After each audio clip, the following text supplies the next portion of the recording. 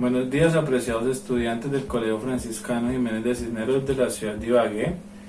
Un cordial saludo de paz y bien de parte del profesor John Jairo Quevedo, titular del área de Educación Ética y Valores Humanos. En esta ocasión trabajaremos el segundo periodo académico a través de la modalidad virtual, que tiene como propósito que el proceso académico no se interrumpa, sino que por el contrario logremos llegar a los objetivos planteados en cada una de las áreas, pero a través de la mediación tecnológica. Entonces, pues es importante que ustedes estén muy pendientes a través de los medios de comunicación oficiales del colegio, los correos institucionales, la página de internet y la plataforma Moodle para que todo este proceso se pueda llevar a buen término. Como ustedes bien lo saben, el motivo de que se haya acelerado el proceso de virtualización del colegio debido a la contingencia por el COVID-19. Ya me imagino que ustedes estarán enterados a través de los medios de comunicación que se declaró una pandemia por motivo de la propagación de un virus que en este momento ya se encuentra en el territorio y que es necesario tomar unas medidas de protección con el propósito de mitigar el alcance que pueda tener la enfermedad dentro de la población, sobre todo dentro de la población que es más vulnerable, digamos que en este caso son los mayores de 60 años, y pues especial protección para los menores de edad. Por eso que el gobierno determinó que hay una restricción a la movilidad de los menores de edad, y por eso pues las clases tendrán que hacerse a través de medio virtual.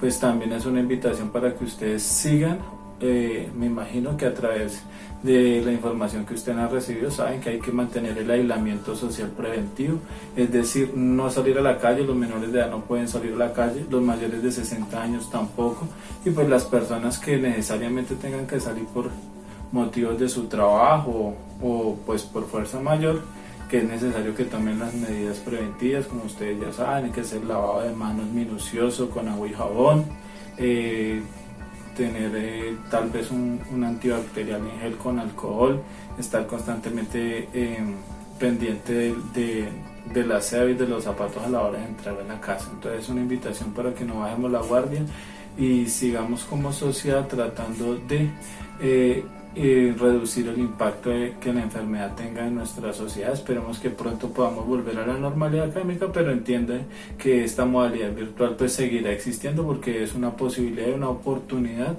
para que ustedes puedan aprender muchísimo más, valernos de todos los recursos que hay disponibles a través de internet y aprovechar las capacidades y las habilidades que tienen ustedes en materia de todo lo que tiene que ver con producción de contenidos con mediaciones tecnológicas TICs.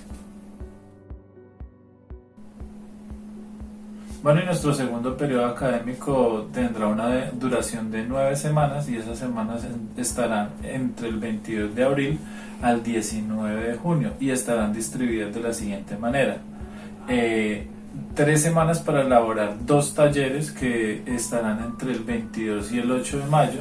Posteriormente vendrá el examen parcial virtual. Ese examen parcial será del 11 al 15 de mayo, como ustedes ya saben, a través de la plataforma Moodle. Posteriormente vendrán otras 3 semanas para elaborar otros 2 talleres que estarán entre el 18 de mayo y el 5 de junio. Posteriormente vendrá una semana de refuerzo que es del 8 al 12 de junio, y esa semana tiene como propósito que los estudiantes se puedan acercar a los docentes para resolver dudas, despejar inquietudes que puedan quedar en todo lo que tiene que ver con las temáticas y los conceptos, para enfrentarse al examen final, que será del 16 al 19 de junio durante esa semana. Entonces recuerden que este periodo académico constará de 9 semanas y estarán distribuidas de la siguiente manera. Se preguntarán ustedes cómo se va a evaluar el SER desde la modalidad virtual. Entonces pues hay un documento emanado de la Coordinación de Convivencia, en la cual se establecieron unos parámetros para la evaluación del SER, que estarán detallados en los encuadres de orientación de grupo y en los encuadres de cada una de las asignaturas. Pero en términos generales, la evaluación del SER va a girar alrededor de la responsabilidad con la que ustedes asuman este proceso pedagógico desde la modalidad virtual, es decir, la puntualidad, es decir, la pulcritud de la presentación personal. No estamos exigiendo que se presente en las videollamadas con el uniforme, pero que sí es importante un vestuario adecuado, el respeto en el uso de la palabra, en seguir las instrucciones que dé el docente. La participación va a ser muy importante ahí, y pues obviamente la puntualidad, la entrega de trabajos, de informes, en la presentación de examen. Recuerden que no quiere decir que ustedes no puedan fallar, pero en el caso de que por algún motivo, fuerza mayor, deban ausentarse o no participar de alguno de los encuentros presenciales, ustedes deben entregar una excusa a la dirección académica, pues a través de correo electrónico, para que ellos nos hagan saber de qué manera nosotros vamos a solventar las calificaciones que se hayan podido dar o las orientaciones que hayan podido dar en ese encuentro virtual. Para el caso de la asignatura de ética, el área de ética tendrá sus encuentros los días miércoles. A cada uno les llegará a través de su correo el horario puntualmente con la hora exacta en la que deben estar en la videollamada. Bien, en referencia a esos talleres que mencionaba, ellos van a hacer 2 talleres para elaborarlos en un lapso de 3 semanas, antes del examen parcial y después del examen parcial otros 2 talleres. Son talleres muy sencillos que la idea es que logren acrecentar los conocimientos que ustedes deberían aprender durante el periodo, y pues no se espera que ustedes los aprendan a través del taller, sino que hay una explicación a través del video y una socialización también de conceptos en los encuentros virtuales. Entonces los talleres son, digamos, como con el propósito de que ustedes puedan implementar esos conocimientos que se han venido adquiriendo. Ustedes solucionan los talleres, los envían y se les va a solicitar unos productos. Esos productos pueden ser participación en un foro, elaboración de campañas visuales, de pronto de guiones radiales pequeños. Son productos pequeños, pero tienen como propósito ver cómo ustedes pueden materializar el conocimiento que adquirieron durante el periodo. Entonces, alrededor de el segundo periodo académico vamos a tener que estar muy pendientes, muy atentos. El profesor John Jairo, que va a estar muy pendiente de todas las inquietudes que ustedes puedan tener, y no siendo más, pues entonces entraremos en materia. Bueno, y esa es la información general alrededor de las fechas y las dinámicas propias del segundo periodo académico del Colegio Franciscano Jiménez de Cisneros para este segundo periodo.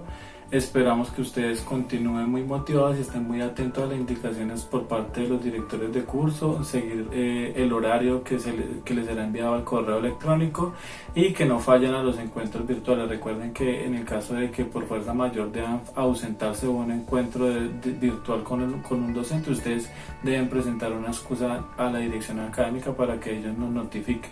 No siendo más, entonces vamos a entrar en materia. Bueno, otra de las temáticas de este segundo periodo es el tema de la excelencia individual. Entonces hablemos de la excelencia, ¿cierto? Entonces, insistir que el tema de la excelencia es diferente o diferentísimo del tema de la perfección, porque pues excelencia no es lo mismo que perfección, ¿cierto? Pues porque digamos que es una aspiración que no es posible dentro de la vida humana. O sea, llegar a ser perfecto quiere decir que pues quién va a decir que es perfecto y que no es perfecto en una sociedad, o digamos para un individuo que sería ser perfecto, ¿cierto? Entonces digamos que la excelencia es una aspiración, ¿sí?, del individuo, inclusive de la sociedad. Entonces digamos que vamos a hablar aquí, como no podemos, si es difícil la excelencia en la sociedad, pues imagínate la excelencia en el individuo. Entonces digamos, vamos a verlo desde el individuo, que es lo que considera una persona que podría ser la excelencia. Entonces la excelencia, digamos que es una aproximación a digamos a corresponder con digamos con una alta expectativa a los valores, digamos en diferentes ámbitos. Entonces digamos que la excelencia la podríamos dividir en ámbitos. ¿Por qué? Pues es difícil que una persona pueda tener excelencia en todos los ámbitos de su vida. Entonces, por ejemplo, la excelencia en el ámbito familiar, ¿sí?, en el ámbito social, en el ámbito académico, por ejemplo, y pongamos otro, por ejemplo, en el ámbito deportivo, ¿cierto? Entonces vamos a trabajarlo a través de ejemplos, ¿cierto? Entonces la excelencia, por ejemplo, en el ámbito deportivo podemos constatar que hay excelentes deportistas, quiere decir que tienen un gran entrenamiento físico, una gran capacidad, una inteligencia deportiva dentro del campo de juego, en la práctica que tienen, pero a veces esa excelencia no se puede ver, por ejemplo, en el ámbito familiar, de pronto, no sé, no está pendiente de su familia, no le demuestra amor a sus hijos. O sea, no quiere decir que si yo soy excelente en el ámbito deportivo yo tenga que ser excelente en el ámbito familiar, pero se espera, digamos, que una persona que quiere la excelencia individual pues trate de tener en cuenta estos ámbitos, ¿cierto? Hay otro ámbito que es el ámbito espiritual, ¿cierto? Entonces digamos que el equilibrio que exista entre estos diferentes ámbitos y el modo en el que nosotros nos relacionamos con las personas y con la sociedad, entonces va a tener una aspiración en la excelencia en el ámbito familiar, pues que yo esté pendiente de mi familia, que esté con mis hijos si tengo hijos, con mi esposa si tengo esposa, pues estar pendiente de los padres, ¿sí? Ser respetuoso con cada uno de ellos, ser solidario, todo ese tipo de cosas pues se considerarían ser empático también, que digamos son como unos parámetros, unos estándares que se cree que una persona que tiene excelencia familiar pues debería tener, ¿no? Pues porque si tengo una familia descompuesta, pues porque en la familia hay alcoholismo, hay drogadicción, ahí sí hay distanciamiento social, ahí sí rechazo, pues digamos que eso no correspondería con la idea que tiene mucha gente de lo que es la excelencia familiar, que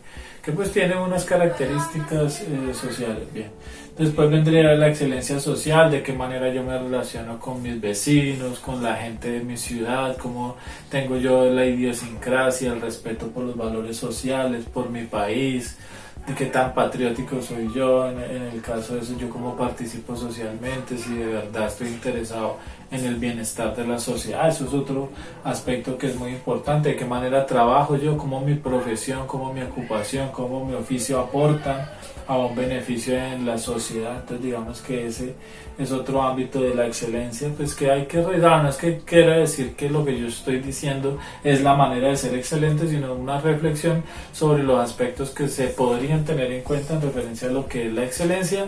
De manera personal pienso que es una aspiración muy grande llegar a ser excelente, pues porque uno tiene un concepto de sí mismo que a veces es o puede ser desdibujado o puede ser superlativizado, o sea, que decir, me imagino que yo soy maravilloso y en otras creo que no soy lo suficientemente valioso. Entonces digamos que la excelencia a veces requiere de que haya un reconocimiento por parte de la sociedad o de otros que digan, venga, usted ha trabajado de manera excelente y se lo reconozca de alguna manera, sí, pero pues digamos que esa no debería ser como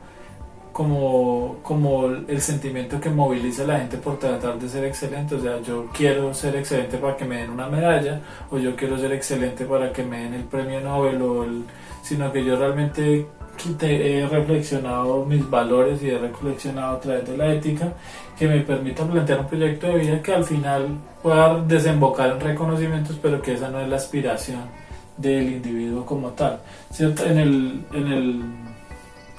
En el aspecto académico, pues evidentemente pues no todo el mundo tiene planteado un proyecto de vida académico, pero digamos que en las sociedades contemporáneas pues cada vez es más importante el tema académico. Algunos tienen la idea de que lo académico tiene que ver con las calificaciones, que tiene que ver con los títulos que uno pueda tener, que porque de esa manera va a lograr obtener un modo de vida o un modo de sostenerse económicamente diferente a otro.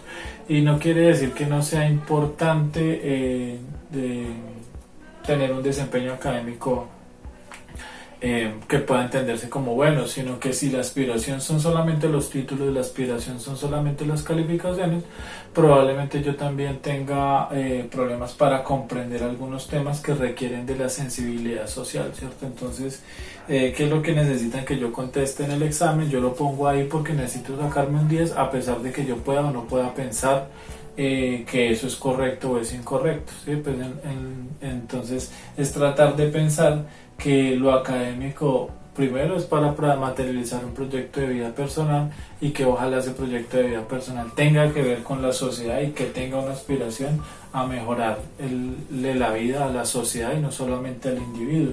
Entonces digamos que ahí está el ámbito académico, que no solamente es estudiar durante un lapso de tiempo de la vida, sino que el estudio y el rigor debe ser un ámbito en el cual nosotros estemos todos los días como una preocupación por tratar de adquirir conocimiento para transmitírselo a las demás personas y que ese conocimiento sirva para mejorar las condiciones de vida de las personas.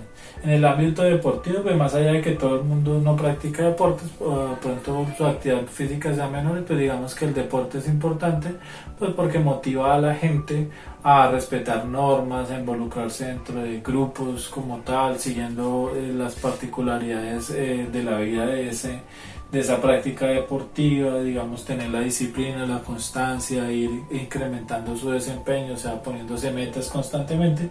Digamos que ese ámbito también puede ser muy importante a la hora de pensar en la excelencia individual.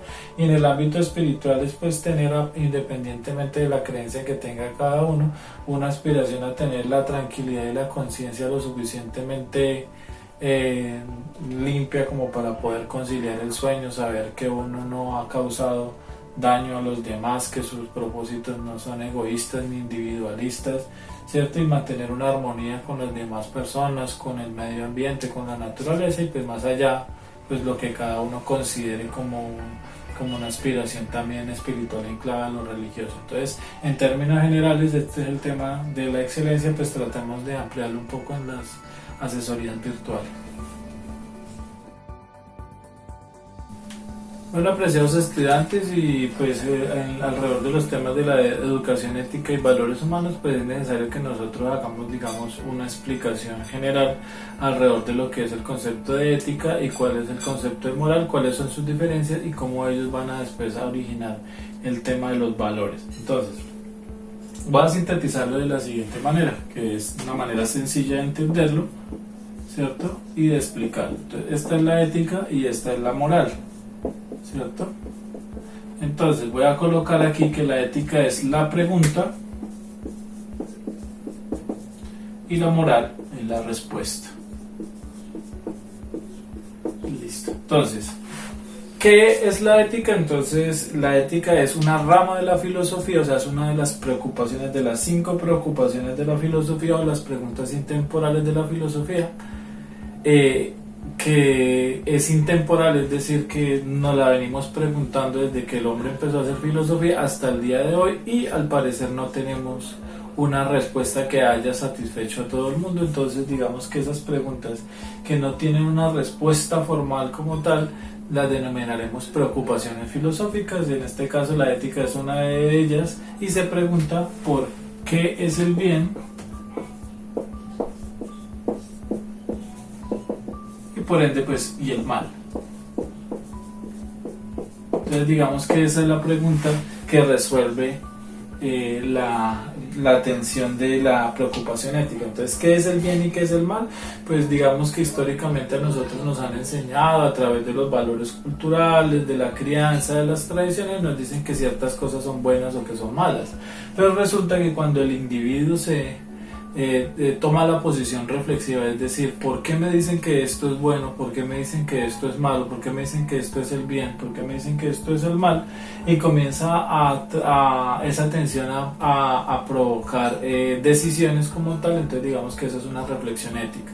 Entonces, por ejemplo, en el caso de por qué debo yo tomar las armas para ir a una guerra, entonces si a mí me han dicho que matar es malo, entonces ¿por qué me van a dar porque voy a tener méritos por matar personas si los mandamientos dicen que matar es malo? Entonces comienza una tensión ética que es una reflexión, pues digamos que es muy propia de la vida humana. Entonces estamos constantemente, cada decisión que tomamos, si voy a salir de la casa, voy a llegar tarde, eso está bien o eso está mal, porque está bien, porque está mal y de qué manera yo decido. Entonces La pregunta siempre va a ser ética, sin importar cuál decisión usted tome. En el momento en que usted está preguntando y está sopesando argumentos en referencia a los actos como tal y cuál es la base sobre la cual yo tomo mis decisiones. Entonces ya viene después la moral. Entonces la moral siempre va a ser la respuesta. Entonces le van a decir qué es lo bueno y qué es lo malo. En la moral, entonces hay un conjunto de cosas que se consideran que son buenas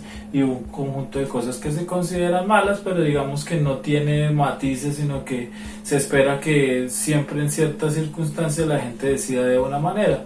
Entonces, por ejemplo, los códigos morales son las leyes. Entonces en las leyes no hay así, digamos, campo para la especulación, sino que en el caso, por ejemplo, que un acto se considera un delito, pues si la persona incurre en esa práctica, se considera un delito y por ende tendrá una pena. Entonces todo esto que se refiera a la positivización, o sea, al escribir como tal, que se considera bueno y que se considera malo, se va a denominar moral. No solamente la vamos a encontrar en las leyes, ¿cierto? Vamos a encontrarlo también en las normas, ¿cierto? Normas de convivencia. De pronto le dicen a uno, bueno, la hora de llegada en esta casa puede ser máximo a las 8 de la noche. Eso es una norma moral porque pues no fue una reflexión ética de cada individuo, sino que fue, digamos, una norma que se impone con el propósito de regular un comportamiento y pues puede tener argumentaciones que tengan que ver, como por ejemplo no se llega tarde pues porque necesitamos tener tranquilidad, usted en dónde estaba, si usted está bien, si no le pasó algo, usted, sí, el esquema de protección familiar puede tener muchas justificaciones, pero cuando la norma se escribe como tal y se positiviza para todos los casos, entonces en ese caso se considera que es un elemento de la moral. Por ejemplo, los mandamientos de la ley de Dios están escritos, ellos están escritos desde hace mucho tiempo y digamos que se espera que la gente los siga y los practique pues como un recurso moral que tenga unas repercusiones en la sociedad para que la sociedad se regule, para digamos para evitar situaciones en las cuales haya vulneración a las personas. Entonces digamos que se recurre a las enseñanzas bíblicas, a los mandamientos, porque digamos que casi todo en la sociedad occidental tiene como insumo esencial los mandamientos de la ley de Dios. ¿De dónde salen las leyes? Pues de los mandamientos. ¿De dónde salen las normas? Pues de los mandamientos. La constitución política, ¿de dónde sale? Pues de los mandamientos. Sí, digamos que de dónde salen las enseñanzas de papá y mamá en la casa, pues también provienen de los mandamientos. Digamos que es como el insumo moral general, ¿cierto? Entonces la moral espera tener una explicación hacia las situaciones que tenga que decidir las personas a lo largo de la vida, y digamos que cuando la moral está tan segura de que esas pautas de comportamiento son tan necesarias, las sintetiza en actitudes y digamos en elementos que espera que los ciudadanos y que los miembros de una sociedad digamos practiquen, y a eso lo denominan los valores. Entonces ahí en la filosofía los valores los estudia una rama de la ética que se llama la axiología. Entonces la axiología se preocupa por cuáles son las síntesis morales, o sea, después de haber hecho el código moral, ¿qué queremos o qué pretendemos nosotros de manera sintética del individuo, del ciudadano? Entonces, todo esto para explicar pues que hay un listado de valores que muchas veces pues se dicen, se repiten, se enseñan mucho, sobre todo en las clases, y pues que debe también haber una reflexión pues cuáles son las características de esos valores, ¿cierto? Entonces vamos a hacer un pequeño listado de valores y vamos a tratar de reflexionar un poco sobre ellos, a ver si de pronto nosotros estamos haciendo el ejercicio de pensar lo que se nos considera, lo que consideramos nosotros que es algo que nosotros debemos practicar, y porque algunos valores, e incluso en algunas ocasiones, pueden llegar a ser antagónicos. Entonces uno de ellos es el valor de la honestidad. Entonces la honestidad, digamos que está muy ligado a una virtud que se denomina la sinceridad.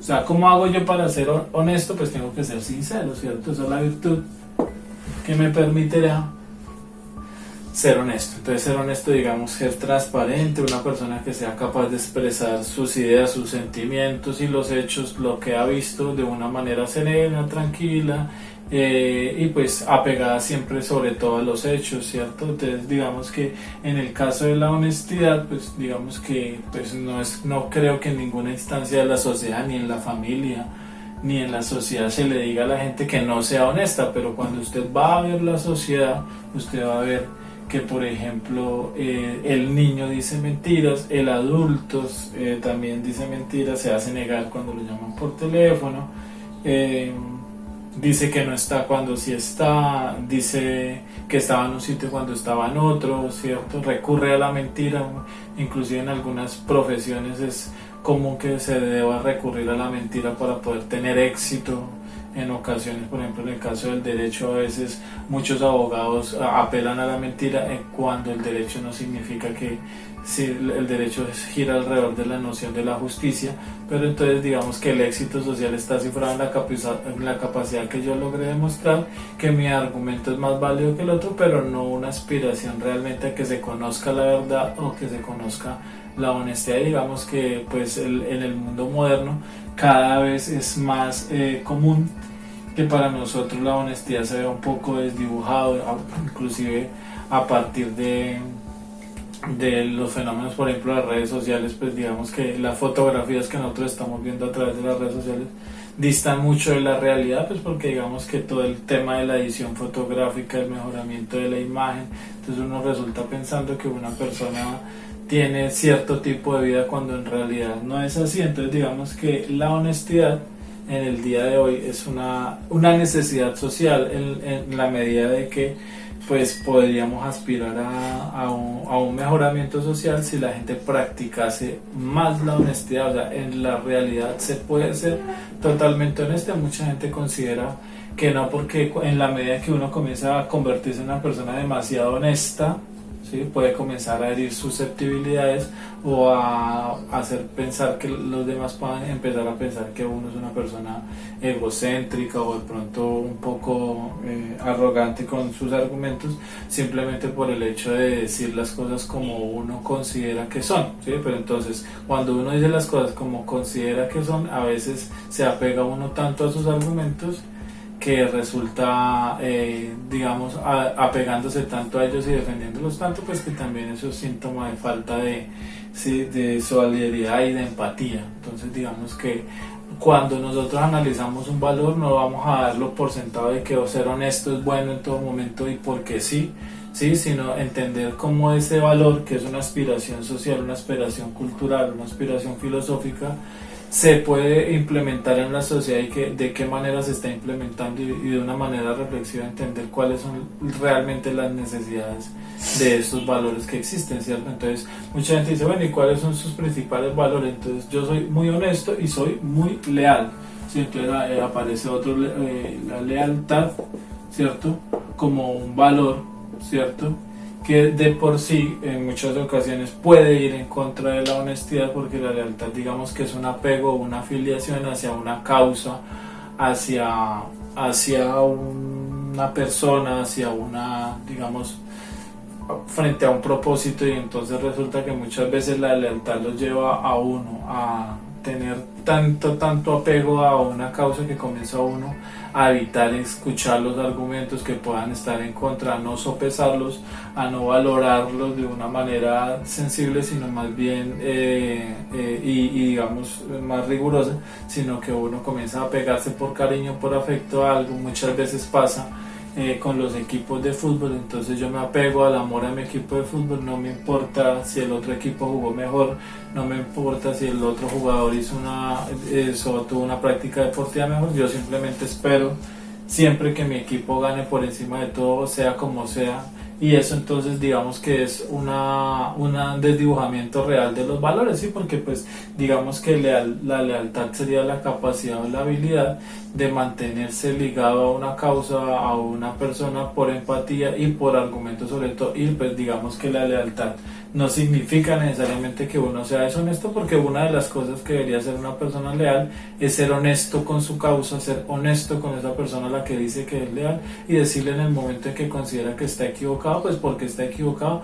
y eso de ninguna manera debería significar que una persona no es leal cuando le dice la verdad a otra persona. Entonces digamos que hay que volver a replantear, digamos, el esquema como nosotros vemos los valores, porque son una oportunidad para que nosotros, digamos, construyamos nuestra identidad y cimentemos nuestras relaciones sociales, pero basados en unos paradigmas de criterio que no correspondan solamente a la necesidad del día, sino, digamos, a un proyecto de vida y a un modo de ver al mundo y de relacionarse con los demás, ¿cierto? Entonces, alrededor de estos valores, pues digamos que podemos incluir algunos de los valores de de la vida franciscana, o sea, que son también muy importantes, ¿no? Obviamente, pues también no quiere decir que los franciscanos no aspiren a la honestidad, a la lealtad, obviamente también, pero digamos que dentro de la vida franciscana hay unos valores que se consideran muy importantes, pues porque tienen mucho que ver con la vida de San Francisco de Asís. Uno de ellos, como ustedes saben, es el valor de la fraternidad, ¿cierto?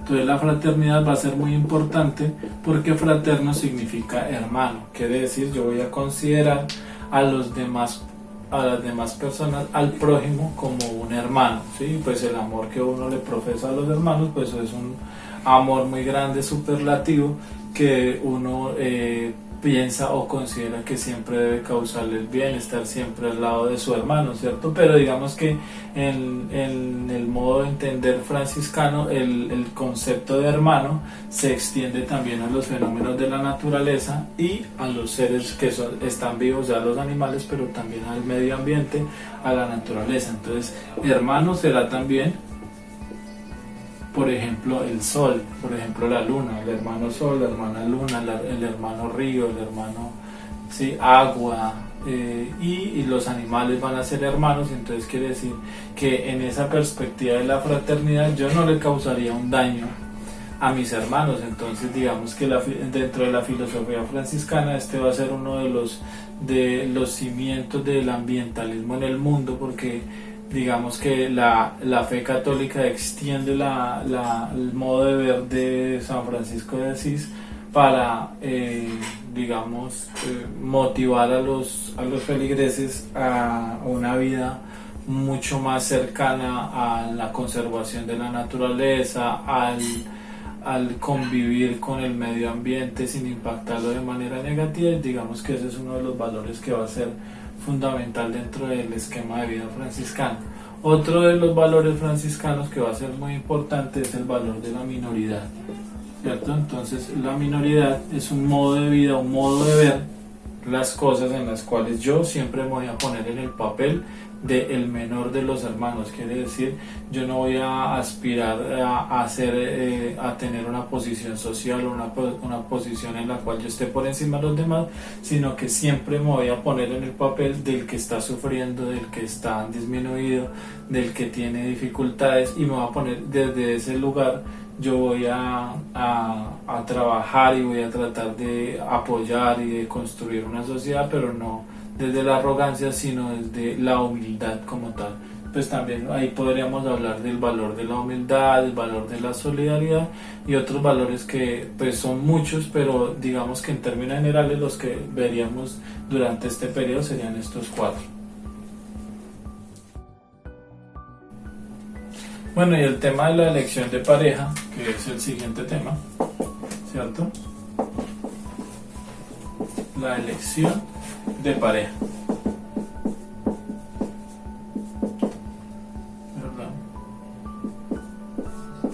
La elección de pareja. Bueno, entonces esto va a ir en clave con el tema del noviazgo, ¿cierto? Y pues como estamos hablando,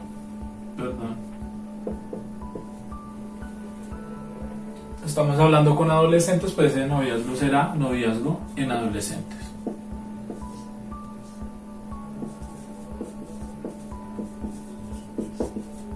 Entonces, ese noviazgo en adolescentes, digamos que tiene una configuración especial, porque no es lo mismo un noviazgo para personas adultas que un noviazgo para personas adolescentes. ¿Listo? Entonces, vamos a tratar de trabajarlo digamos, por bloques. Entonces, la palabra elección pues significa decidir entre varias opciones, ¿no? Entonces, yo elijo y decido, pues digamos que la aspiración es que la persona elija pues de manera libre, ¿no? Que tenga la libertad para poder tomar una decisión, y esa decisión pues ojalá esté basada en la información, en el conocimiento, ¿sí?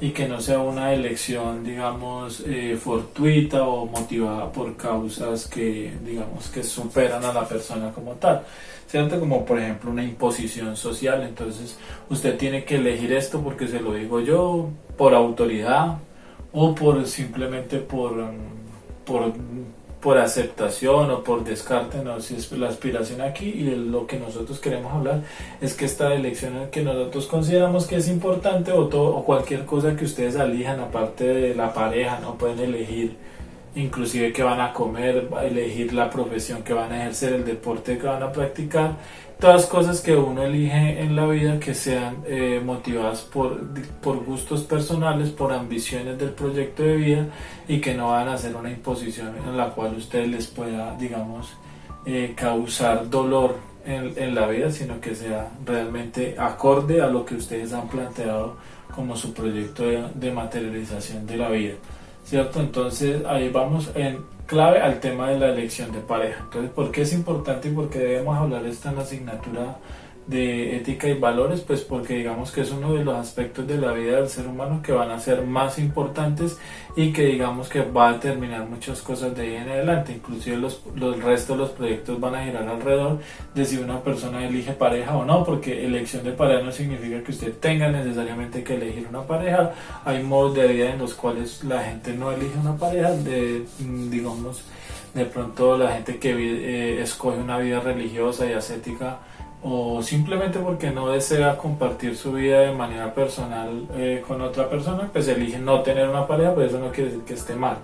Pero cuando una persona decide tener una pareja, pues entonces digamos que lo que pretendemos es ofrecer, digamos, una reflexión alrededor de qué aspectos se deberían tener en cuenta a la hora de escoger una persona, ¿cierto? Entonces eso, pues esencialmente, me vuelvo un poco a los temas que hemos visto en ocasiones anteriores, sobre todo el tema de la autoimagen y la autoestima, porque digamos que cuando se elige pareja, lo principal no es pensar que la otra persona debe ser perfecta para mí, sino qué tipo de persona soy yo y qué es lo que estoy tratando de buscar, ¿cierto? Entonces, usualmente nosotros tenemos una imagen desdibujada de nosotros y creemos que nosotros somos infalibles, es decir, no nos equivocamos, lo que nosotros hacemos está muy bien, lo que los demás hacen es molesto o simplemente no lo comparto, y simplemente ahí comienzan a existir conflictos, ¿cierto? Entonces, para la edad que ustedes tienen, pues no vamos a decir que van a elegir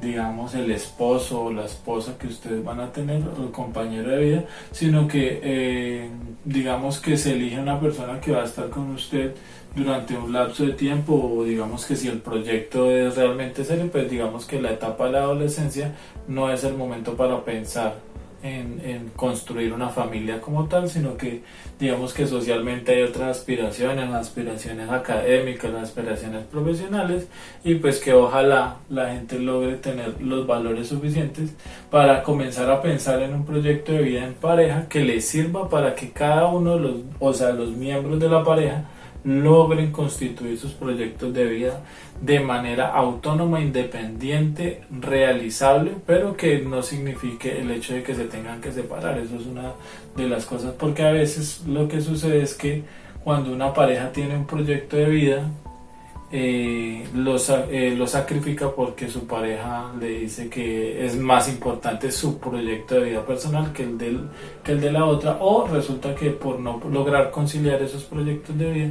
entonces las familias se disuelven, o los matrimonios se divorcian, o las parejas simplemente digamos deciden tomar distancia, ¿cierto? Entonces pensemos en todo eso a la hora de pensar en acercarnos a una persona con el propósito de establecer una relación afectiva, ¿cierto? Entonces, el noviazgo en adolescente, pues digamos que la adolescencia es una etapa de la vida en donde los muchachos están explorando, están definiendo muchas cosas de su personalidad y de su identidad, y digamos que pues por el tema de que la sociedad cada vez está más banalizada, entonces muchas veces los noviazgos se dan por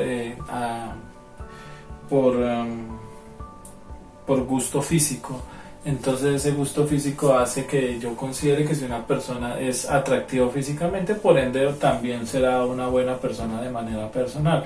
Y no quiere decir que las personas que son atractivas físicamente sean malas personas, pero no significa que uno debe de tener como primer elemento para poder escoger la persona que le gusta solamente porque corresponde a un modelo estético que digamos que se impone socialmente. Entonces pues el día de hoy hay un esquema de percepción alrededor de la vida del gimnasio, de mantener muy preocupado por cómo me ven los demás, cómo me veo, qué ropa uso, ¿sí? Cómo me proyecto ante la sociedad, qué símbolos de estatus puedo adquirir, qué cosas compro que puedan demostrar que yo tengo una solvencia económica o que mi familia la tienen, y eso es muchas veces digamos ficticio o falso, o inclusive cuando es cierto pues es probable que una persona que tenga ese tipo de aspiraciones sociales pues no tenga la empatía suficiente para poder valorar a todas las personas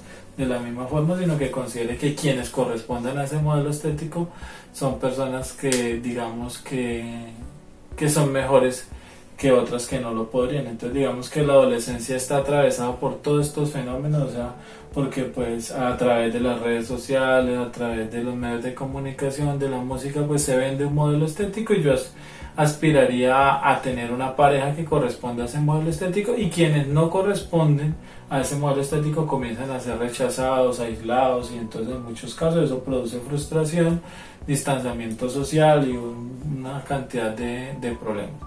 Entonces, en la vida de un adolescente, pues digamos que transita entre la vida que tiene en el colegio, o sea, la vida escolar, y la vida familiar, y la vida, digamos, social que pueda tener en el barrio en donde vive y en los grupos de amigos que tienen, ¿cierto?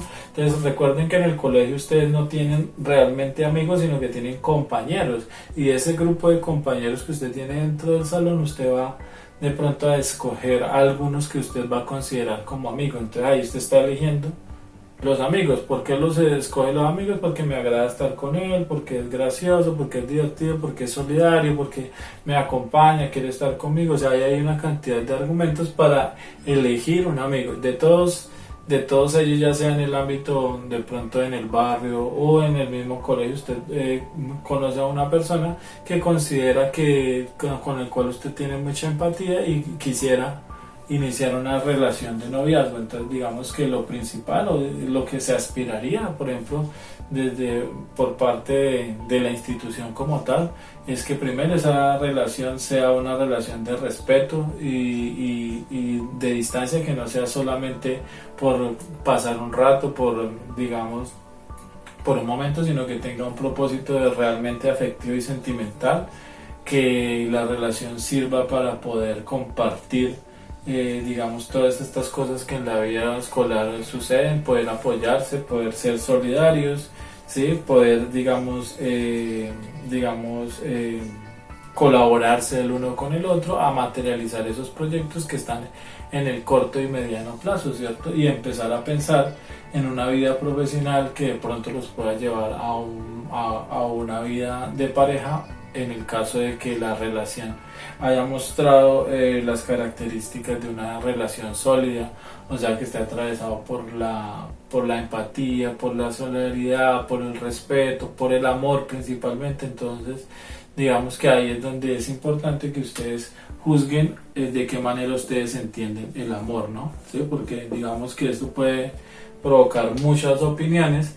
Entonces que el amor es sacrificio, entonces yo porque lo amo, entonces voy a dejar de estudiar, yo porque lo amo, entonces me voy a ir de mi casa, porque lo amo, voy a iniciar prematuramente mi vida sexual, porque lo amo, entonces voy a tener un hijo en el momento en el que yo estaba esperando hacer otras cosas en mi vida, porque lo amo, entonces sí, voy a alejarme de mi familia, porque lo amo. Entonces sí, entonces ese tipo de cosas es saber de qué manera uno entiende el amor y cuáles son los límites de lo que yo estaría en disposición de pactar con la persona a la que yo elijo, porque digamos que pues hay relaciones en las cuales, por ejemplo, el fenómeno de los celos, de la inseguridad, del dominio, del sometimiento de una persona hacia la otra puedan hacer que las relaciones, en lugar de materializarse en el amor y en el afecto, se convierten en una carga para toda la vida muchas veces, de la cual es muy difícil a veces salir. Entonces, que en los momentos iniciales, cuando yo estoy tratando de elegir la pareja, yo pueda tener las habilidades y la sensibilidad para poder, digamos, a través de los actos, darme cuenta de qué manera va a proceder esa persona en una situación similar en el futuro, y que el amor, a pesar de que es muy importante, pues es uno de los elementos, pero son todos los elementos a la hora de elegir una pareja. Entonces espero que estos elementos que yo mencioné de manera somera, obviamente son muchos más, y pues que yo espero que podamos ampliarlos en las asesorías virtuales. Pero es un tema que es muy importante, sobre todo para ustedes los jóvenes, que entendemos que en la edad de la adolescencia hay una ansiedad muy grande por vivenciar algunos aspectos de la vida de las relaciones de pareja. Bueno, apreciados estudiantes, espero que este video informativo les haya servido bastante. Recuerden que no va a ser la base para todo el trabajo en este segundo periodo, sino que simplemente pretende ser una explicación muy somera de algunos de los temas que vamos a ver durante el periodo. La idea es que dentro de esos encuentros virtuales que nosotros tengamos los días miércoles podamos solucionar dudas, poder profundizar un poco más los temas, ejemplificarlos de una manera, socializarlos de una forma de que ustedes los puedan involucrar dentro de los conocimientos que ustedes necesitan para su vida. Recuerden que este proceso de virtualidad, digamos, es una oportunidad, una posibilidad para que ustedes ganen autonomía en sus procesos de formación, que ojalá ustedes lo valoren de esa manera y puedan, digamos, ampliar la base de los conocimientos que puedan tener. Ustedes tienen a su disposición muchos medios tecnológicos, el uso de la tecnología, del internet, de las videoconferencias va a ser una oportunidad que pues se convertirá en un insumo muy esencial para su vida personal y familiar. Entonces recuerden que hay que estar muy pendientes de las fechas de entrega a través de la plataforma Moodle, de la página del colegio, las redes sociales del colegio, y les agradezco mucho por su atención y que tengan un feliz día.